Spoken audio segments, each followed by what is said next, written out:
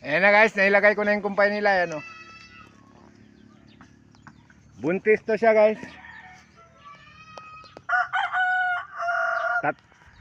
Tatlo yan sila buntis guys.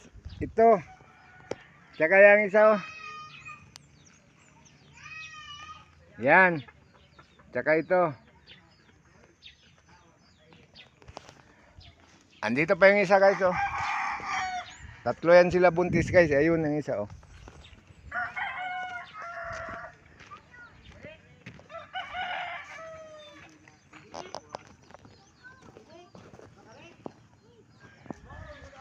Mukhang ito ang unang mga anak sa kanila guys. Araw na lang inaantay ito guys.